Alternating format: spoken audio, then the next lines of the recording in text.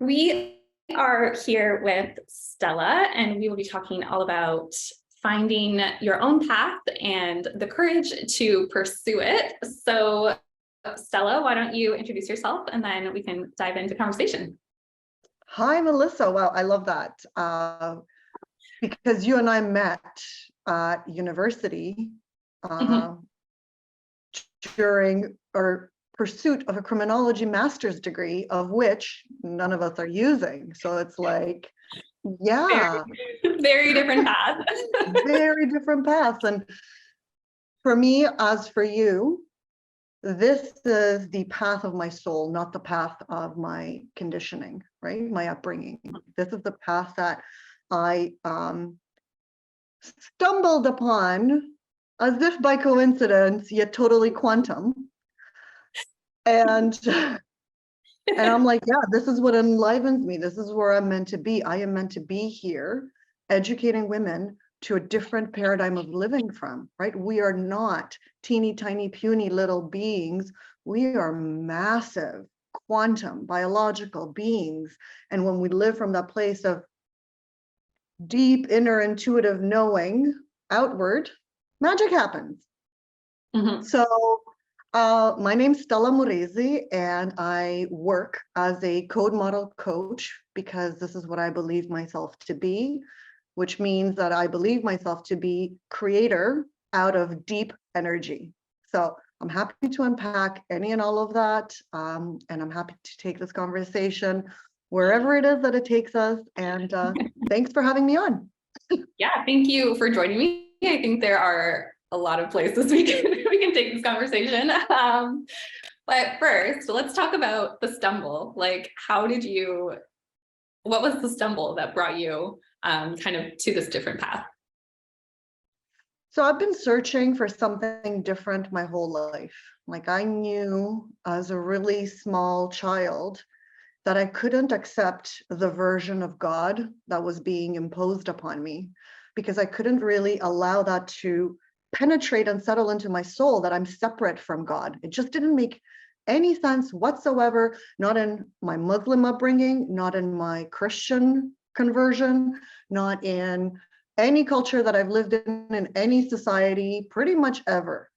So I knew. And so I, did the whole thing of, school and blah, blah, blah, yada, yada. And at the age of 18, I discovered yoga. And I also discovered marijuana. So the two of them together opened up this space for me where I discovered what it's like to have a calm nervous system ish, because it was also being agitated by, smoking. But at the same time, it was a lot calmer than what I'd been exposed to growing up. So I discovered that there's something else here. And then I started playing around with other drugs, which interestingly enough allowed me to discover that I could be so fucking furious and angry one moment. I take this little benzodiazepine prescribed by a doctor, and now I'm super calm. And I had this realization that, oh, interesting, it doesn't have to be how I've always thought it was. So I stayed in that path. I educated myself to, so many different ways. I educated myself not only to different types of yoga and meditations and pathways for self-discovery. And then I met Jacob, and I, started working at my government job, and everything outside of me was looking like it was supposed to. And I found myself going right back into drug use because something was disconnected, something was not really clicking for me, despite having everything I've ever really wanted externally. So working at Statistics Canada, I met this lady, Sheila Winter Wallace, and she had the plainest table on display. And I didn't understand any of the words that were on her display: craniosacral therapist and code model coach and body spirit integration specialist. And I was like, I don't know what any of that is, but I'm so attracted to whatever it is that's going on at this table. So I actually stayed there and I had a conversation with her for 2.5 hours around what it means to be a human being from her paradigm, which is the paradigm that I now operate from. So that, let's call it, that stumble that we're talking about was a manifestation because I knew I needed to change trajectories and I needed to find out a different process to engage my life from, because what I was doing wasn't working. Mm-hmm. So despite my yoga, despite the therapies, despite the medication, despite everything that I was doing, it wasn't working for me. And now I believe it wasn't working for me because I didn't know what I am as a human being. I still believed myself to be a Newtonian body with something else going on, but I didn't quite know what else is going on. So it is a fundamental shift for me to go from I am a atheist person to I am a motherfucking God force manifesting in tissue. So profoundly, profoundly different and profoundly empowering. Yes. Yes. I think so similar to you, like when I was growing up, my family wasn't very religious, but we lived in a small town and, everyone just kind of went to church on Sundays. And I was baptized into, I'm baptized Protestant, but I always had this knowing, and I call it now remembering. I had this remembering of like, we're all connected, like we're all just energy. Like there's something bigger, like it is not this God they're talking about in church, though I think some things, there are parallels and it's, there are some things that made sense, but it really, like there were no powerful women figures in this religion. There were no women pastors or preachers. Like it was this very patriarchal system, and I didn't understand. I was like, where do I fit in this? Like I have no power in this system. Obviously, as like a small child, I was not using those words. It just didn't make sense to me. But now connecting to that inner God force is like, me, really? But getting there. So you totally like 180. Do you feel that like sort of the yoga helped and like all those little things helped because they were sort of like little breadcrumbs of what alignment looked like and what remembering looked like and kind of tuning out the noise? Absolutely. Like I even spent 7 years in an abusive relationship, and I think that was part of the necessary journey to get to where I am. Because in order for me to discover everything or remember everything that I was taught to forget, I personally had to have that journey to get to where I am. Like without my experience of my ex, I would not have been able to really manifest Jacob, right? Like I would not have been able to do that because I wouldn't know. So I really do believe it is all part of the journey. And I really like that piece around women in religion. And for me, it's not just even the pastors, it's the ideology of birth from a male God to a male son and some Holy Spirit that is genderless. Well, excuse me, but I'm pretty sure energetically and physically, it is women still that birth life into matter. So yes, the empowerment piece is critical. The empowerment piece to discover that we are powerful beings in an interconnected weave of existence, right? Like you and I are not separate. We manifest in separate bodies in order to have our own individual experience. And we feed into the collective consciousness that is interconnectivity itself. That is what we are, right? We're not separate from that. Neither is that little kitty over there. He's part of us.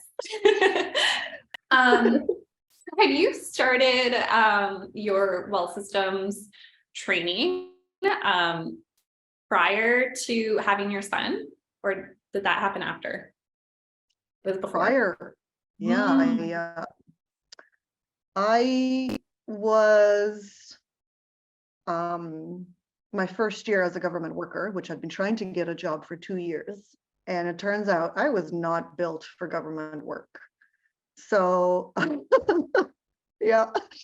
So it everything felt miserable. Everything felt like nothing's falling into place. And so I wouldn't have had a child at that time because I wasn't there. Like I wasn't able to. And in my process, in my trajectory within the well systems paradigm, in having reclaimed my power and having awakened to first, and then reclaimed my personal power, in staying in the tough conversations around, well, what's happening with the climate and what's happening with the trajectory of the world, which this was, of course, before COVID and the transhumanist movement that I became aware of post COVID, right? So all of these things that were really challenging to navigate. And I thought I needed to have those conversations before congruently making a choice to have a son in the midst of all of this. Well, a child, although I knew it was going to be a little boy, in the midst of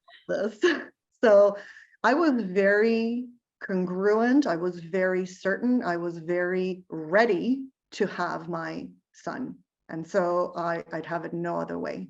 Like I'm pretty clear that that's the way to have children because because I'm available to hold the space for him to emerge and to become and to know himself and to never, ever forget, ever. So that's my goal as a parent. Number one thing, never, ever allowing the space around him to be such that he forgets what he is. Mhm.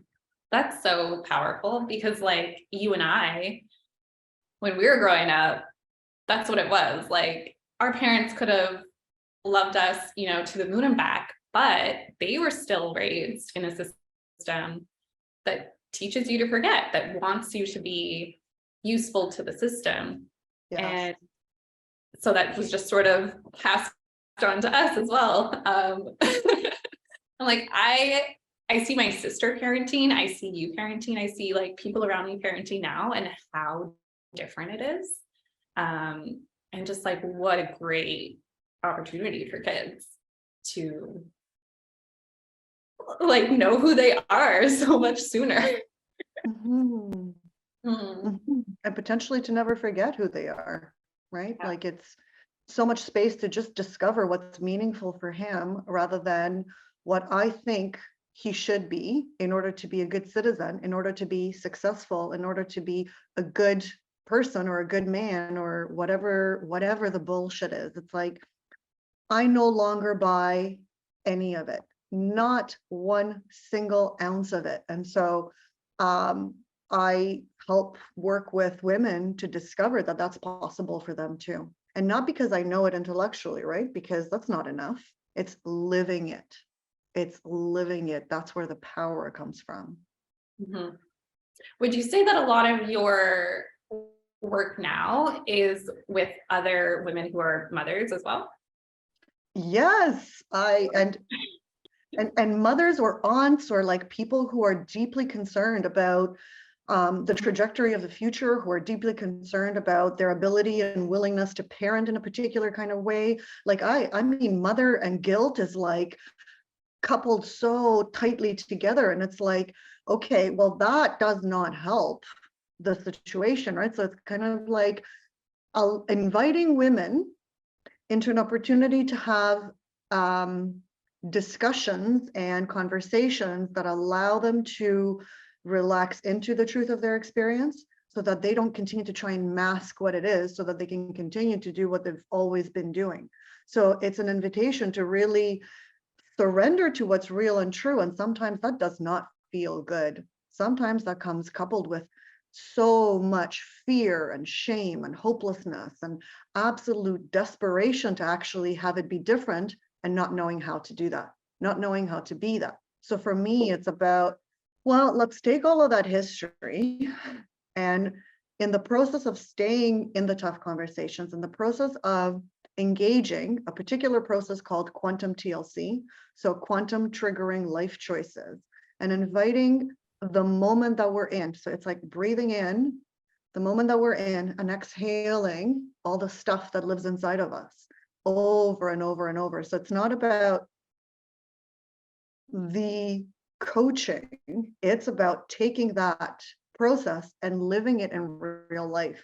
And it takes a re-education, it takes a re-learning, remembering, right? Because if I'm, oops, there's a mosquito. If I'm constantly stuck to the paradigm that says, this is how you parent, this is what a good mother does, this is what a good, I'm trapped in strategy. I'm trapped in looking at behaviors and trying to modify those behaviors. But the truth of it is that modeling is our greatest teacher. So if I want my kid to become powerful, I have to model empowered. If I want my kid to live shame-free, I have to model what it looks like to reclaim all the tenets of shame inside my being. So this is why I have a monthly conversation that is actually free for mothers specifically. This is why I have a conversation for women, monthly conversation for women.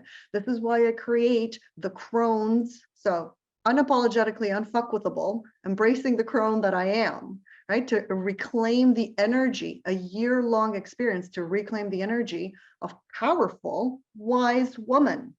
And then of course, there's the trajectory of the signature Well Systems programs or experiences. So, and it starts with decloaking and living authentically. And it starts with that because it's brilliant, because it allows us to actually notice, what am I as a human being? As opposed to what have I been told I've been as a human being. So it's like establishing safety with the body, establishing safety with my being in order to be able to navigate and create a meaningful reality. So I don't know what you asked, but I feel like I went on a tangent there because I'm just really aware of this is a process. This is a process. There's no like, I did that one and done. It's continuous, it's evolving, it's emerging. Yeah, there's no check. So yeah, I love working with mothers. I'm really deeply called to work with mothers because I think that's who holds the power. So you mentioned safety within the body, which I want to hop on to that topic for a second, because I feel like that is so key to making any kind of decision ever. Like you have to make it from a feeling of safety and not from fear and worry and scarcity. So how do you, this is a very abstract question, but how do you, or what does safety feel like in your body? And how do you know when you're there and when you need to get back there? Such a good question. Oh, I love it. Such a good question, Melissa. For me, safety feels congruent. Safety feels like a deep, visceral, descended, landed inner knowing all the way to the base of my feet. Safety feels certain. Safety feels expansive. Safety feels like this place where clarity is readily available to me. So the antithesis to safety, so not safety, feels like resistance, feels like bracing against, feels like compression, feels like urgent, but in a very like deer in the headlight kind of way. Feels like freeze, feels like fight. So it feels very like scattered. Yeah, scattered. So yeah, it's a lot of story, a lot of I should blah blah blah blah blah, and this person, what if, and what about that over there? It feels like hiding. It feels like shame. It feels like, oh, I better like keep that inside myself and never ever tell anybody. It feels like uncertain. So just actually saying all of that, my body responds. And I know that when I'm in that place, what's available to me is those are the quantum triggering life choices that become the invitation for me to actually relax into my moment, because those waves of information are there to invite me to pay attention to the lies that I'm telling myself. They're there to get me to pay attention to the stories that I'm creating in order to keep sustaining a reality that does not serve me. And yet, because I don't know what else to do, I keep hanging on to that. So for me, it's become this very, it isn't easy. And it is now habituated. It's a habituated response that immediately when that unsafe sensation arises in me, oh, it's my invitation to just inhale and be with that sensation so that on the other side of that, safety emerges. But I have to allow myself to feel all of that. I have to allow myself to be with all of that differently. So not habitually from what I was told to try and strategize and try and figure it out and try and, come to a certain conclusion or outcome, but really to be with that in a process of discovery. And in that process of discovery, I get into the space of feeling safe inside my body. And then the answers that I'm looking for emerge. And they don't feel good all the time. So now that's another process of staying with, oh, fuck, that's my fucking truth. Great. Now what? So that's another layer of staying with it and finding safety in that, and then creating meaningfully. So making the choices that move me toward that which brings me life, as opposed to making the choices that move me away from momentary pain. Yes. Does that make sense to you? Yeah. When you were explaining, like listing all of those words and sensations of what unsafe feels like, I was like remembering all the times I felt that. I'm like, and it can be so confusing in the moment because you're kind of approaching this, or at least the way I've sort of pictured it in my head when it's happening to me, is that I'm approaching like the edge of my current comfort zone, and I'm about to kind of cross over into this new expanded space. But the edge is a decision point. It's like stay or go. Stay where you are or expand. And so all of those sensations come up, and it can be confusing because you think, oh, this feels scary. I shouldn't keep going. I should like back up, rewind, go back to where I was. It was safe and comfortable. But that's a lie. Like all of those feelings are symptoms of the lie, which is I'm good where I am. And you got to just kind of, and so the safety does not always feel comfortable. And you have to just kind of accept that, like, this might suck a little bit, but, but on the other side of that is greater knowing, remembering, truth, growth, all of these, good things, but we have to face our lies first, which is tough. Yeah. Even just talking about it, I'm like, so when you speak to shoulds, that's all culturally conditioned beliefs, values, and attitudes that somebody else imposed on us when we were very little and growing up, right? So like you wouldn't know what a should is if nobody told you what a should is.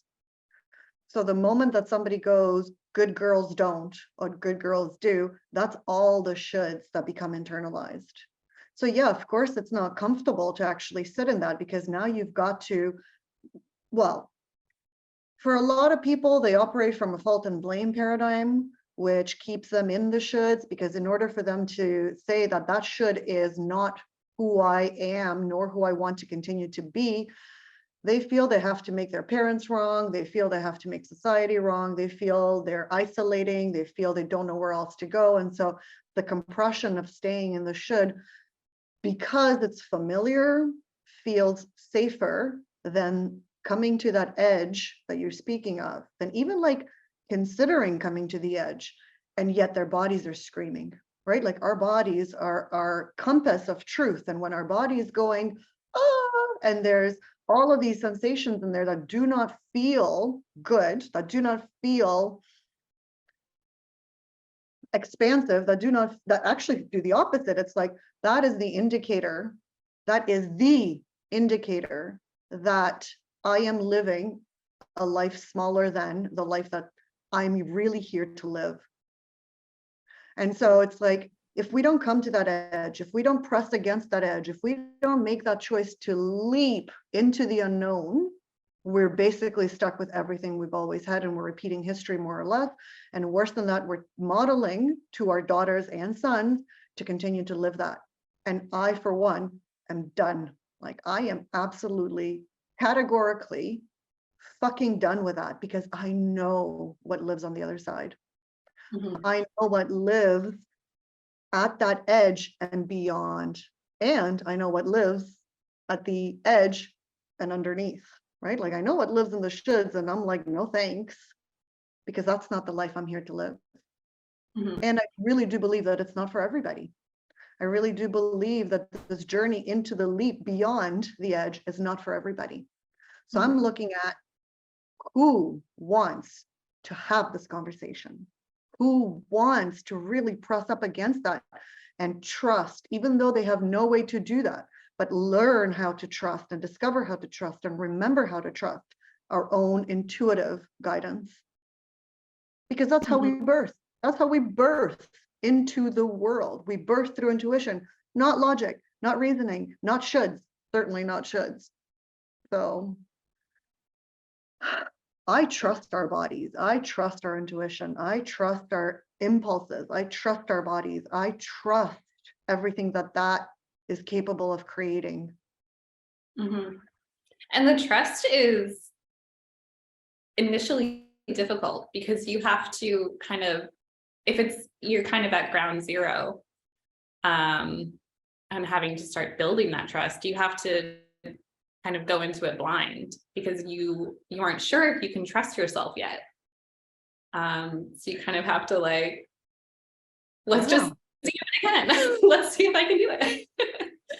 Yeah, and that's the multiplicity of paths, right? For me, I took the sex, drugs, and rock and roll kind of like path to initially starting to trust myself, right? Because I didn't have a fucking clue what to do with that. I was so profoundly lost in my righteous rage most of my life. I was so profoundly lost. And how come nobody understands this thing that we call neoliberal capitalism? How come everybody buys into this thing? I don't understand. How come everybody perpetuates violence and abuse? I don't understand. And I was so bracing against all of that because I didn't know what else to do. So it took, drugs to calm me sufficiently to pay attention.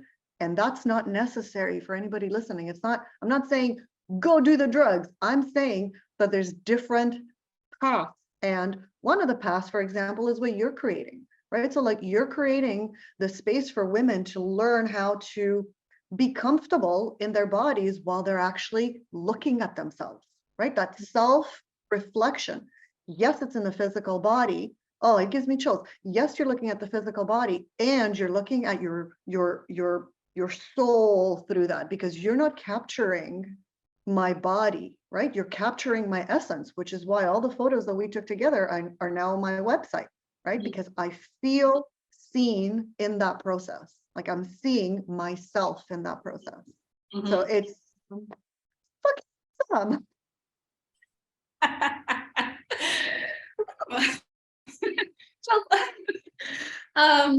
And I mean, I think that's what we're both doing. We take different approaches. There are different paths, but ultimately it's about coming face to face with yourself as a human, but as a soul, as a, ethereal being that can't be captured in a box of a cubicle, or whatever it is. Because self-portraits are not going to be for everyone. Not everybody is going to want to have a camera and do the whole thing, and it's a bit of a process. So not everyone wants that, and not everyone's ready. So I think of this metaphorically. So I think of the camera looking back at me metaphorically as me looking into myself. So a lot of people are very comfortable looking at the device of the body. And am I dressed appropriately? Is my lipstick on good? Or my hair look, how's my hair looking? But how many people take a nanosecond of their day looking into their own eyes? Mhm. How many people take a moment of their day and actually delve into what they are in that moment? How many people take that time to really, through the lens of their own eyes, see themselves? Because the moment that they actually do that, they're going to start crying like a mofo, right? Because it's going to open up to that plethora of lies that they've been living, holding their breath just so that they can put one foot in front of the other, so that they can continue to live the life that they're living that does not serve them. Mhm. How do you do that? When you look at yourself. So, and this is why I said it's not for everybody. The journey, there's stepping stones, there's trajectories, there's different ways to do different things, and all of it expanding. So for me, it was like absolutely critical to become a certified yoga teacher, for example, because I wanted to know what that feels like. And for me, it wasn't enough. Mhm. So conversations that I create are, long conversations over a period of hours, because we're looking to unpack, and we're looking not only to unpack, but really be in the moment to actually integrate. And then the waves move and the waves move, and people discover that they're safe in their bodies. People discover that the shame did not eat them alive. People discover that what they used to call rage is fire and flow, and it's letting them know that a violation is happening here, right? Like women, because I don't work with men, women discover that they're safe to actually be in their bodies, and their bodies are the greatest fine-tuned instrument to hear their own essence. We're not separate from that, right? It's not like my body separate from my essence. It's all interconnected. It's all sacred. It's all God, all of it. So yeah, I love what I do. I love what I do. And that comes through like every time you're talking on stories, every post you make, like everything you write, I can tell like there is so much passion and wisdom behind it. And that's just, I mean, it's magnetic, really, but Thank yeah. you. Um, so I want to ask you if there is like, what's your current sort of like, what are you expanding into? Or like, what's your kind of your current edge, if you have one? I think we all have perpetual current edges. I don't think there's no if I believe I have been enlightened, um I don't know what to say about that. I don't like I don't okay. Sayonara, because I don't operate from that paradigm. I operate from the paradigm that says there's always more, because the nanosecond that I integrate the totality of my physical experience with the essence of all of consciousness, I would up and ascend and turn into Jesus and never have to be here again, right? Because like I've learned everything there ever is to know, and like, but the truth of it is that that's not, I don't believe that that's where I'm at. There's so many expansions. So, oh my God, so many edges. Family is always a very interesting and challenging one. And right now I am discovering and learning how to cut the aka cords between me and family members. So like the roles that I have played in those relationships, and setting boundaries around all of that has been quite an interesting ride for the last few months. So that's one thing for sure. Another thing is navigating the reality of 15-minute cities and CBDCs coming our way, and mRNA injections for I don't know how long. Basically what the Canadian government calls the move toward the bidigital convergence of merging humans with technology for our own good. But here's the thing, I come from communist Albania, so I hear a shit talker when I hear one. Like, I know when you're bullshitting me. So all of these things leading toward technocratic slavery for me are huge red flags. So I am pressing up against the edge of not capitulating to fear and actually using my fear as a motivator to propel me toward creating a life that's meaningful for me and my son. Because what I'm unwilling to do is surrender my son to the systems that will steal his mind and his body. And that's an ongoing challenge, let's call it, for me, that constantly presses me to my edge of my own becoming, because it means I keep choosing to own the layers that make me want to hide. I am not powerless in creating. So that's why I've created these communities of women, right? Like, that's why I've created the monthly conversation of mothers, so that we can all explore this. We're not powerless. Like, in our gathering together, we create powerful women. This is why I've created the year-longs. I have 2 going on right now, and every year I'm going to continue to, because it takes women reclaiming the power inside of us to be able to create a meaningful reality for our children, ourselves, everybody around us. So yeah, it's about reclamation of power over and over and over, and there's layers about that that for me keep showing up and keep showing up. So yeah, it's a great question. It's ongoing, perpetually ongoing. And I mean, you're holding space for yourself and your own, your own space on this planet, but you're also having to hold space for your son, because he's, small. He can't fully do it for himself yet. So you're having these kind of like multiple spheres of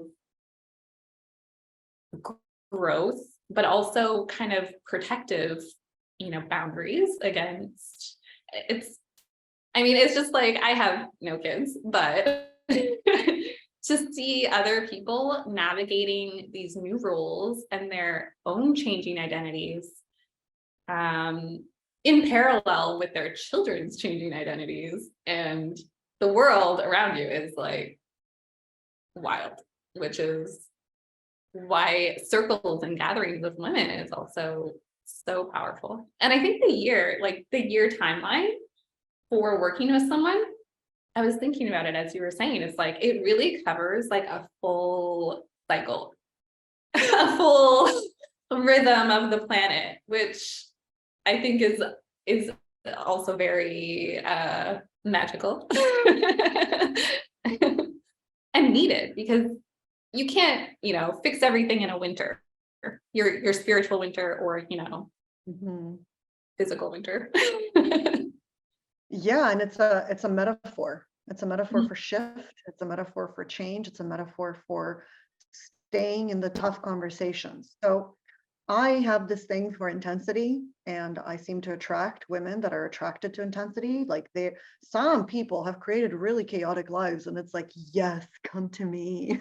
I really feed on your yes, like, let's delve into that, because that's your power, right? So it's that kind of like, once you integrate because that's how polarity works. This is the laws of the universe. It's like, once you integrate that element of intensity that you've been using as a means to sabotage, and you reclaim all of that, and now you learn how to use that intensity to create, magic happens.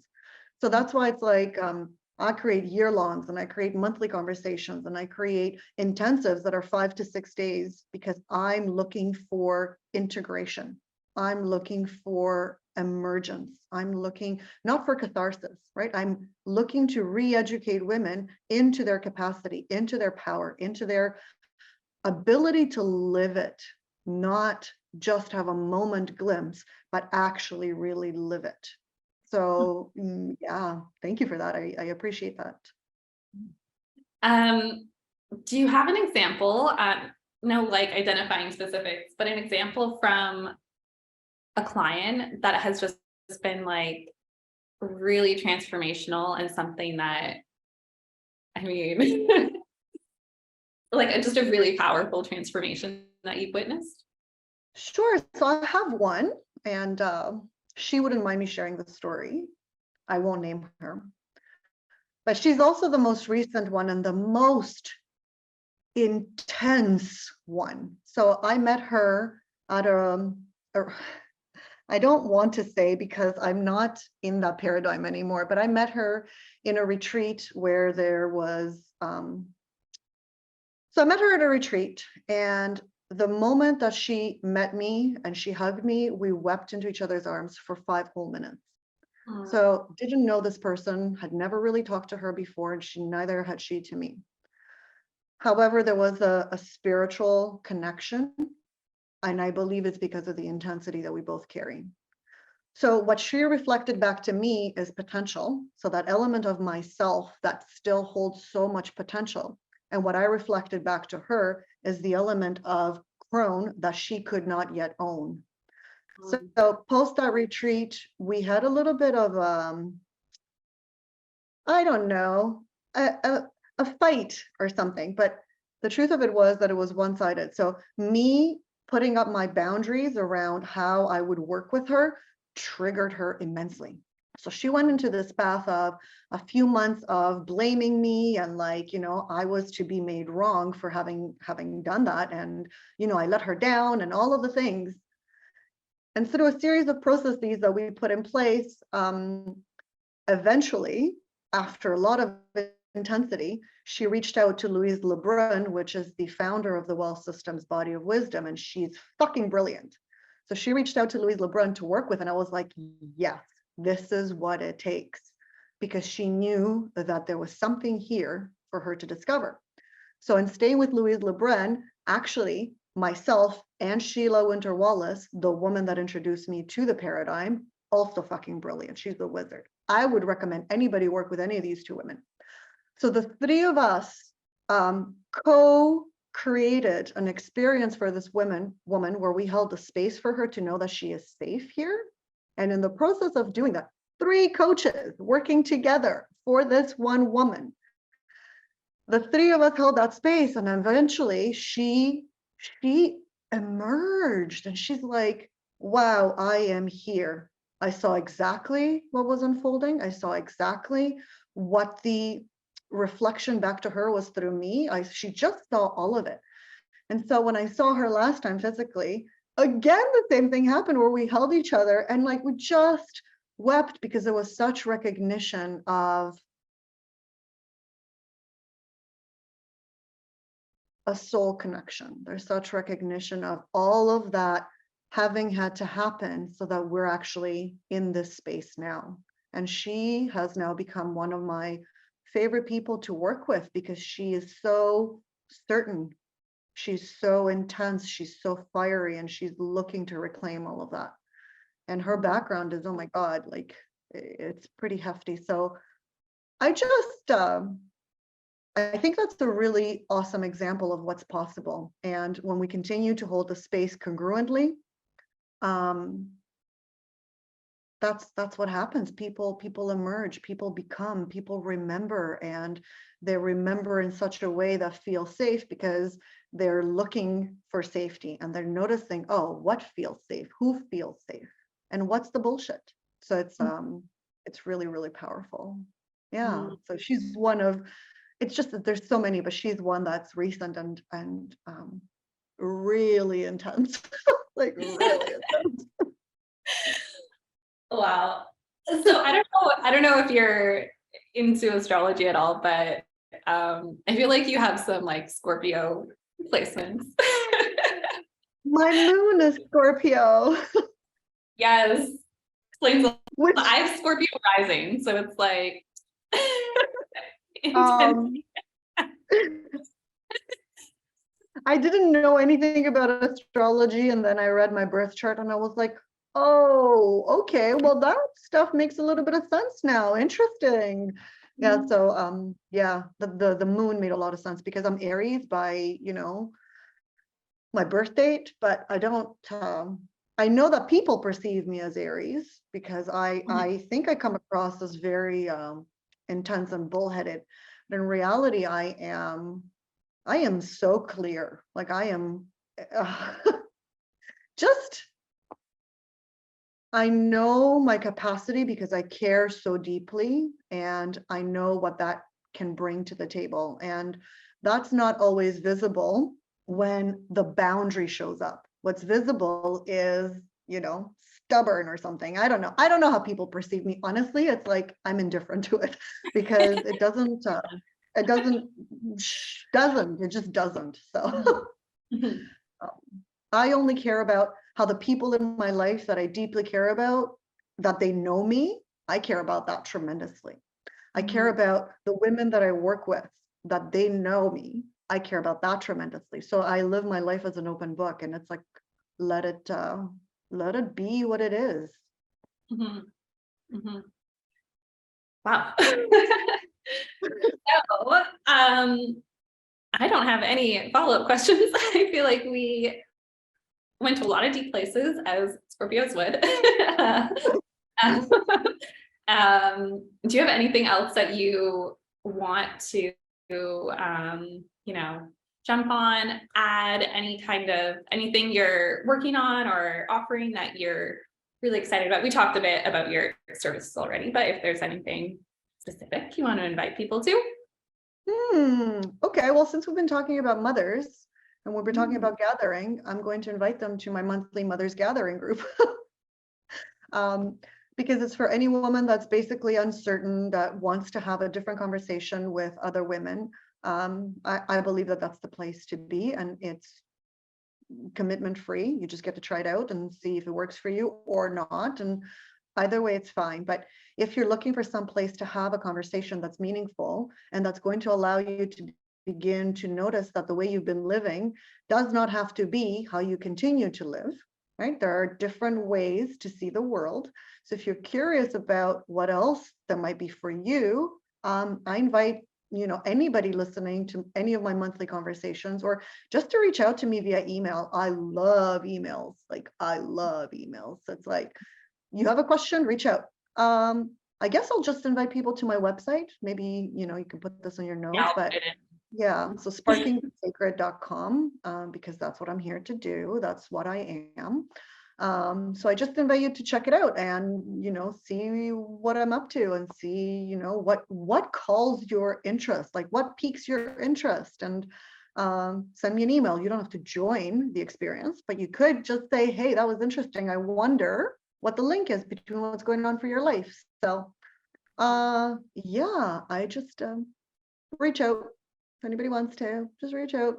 And yeah, and work with Melissa. She does not pay me to say this, but seriously, like get yourself a nice photo shoot and just experience what it's like to be in front of the camera, witnessing yourself be yourself.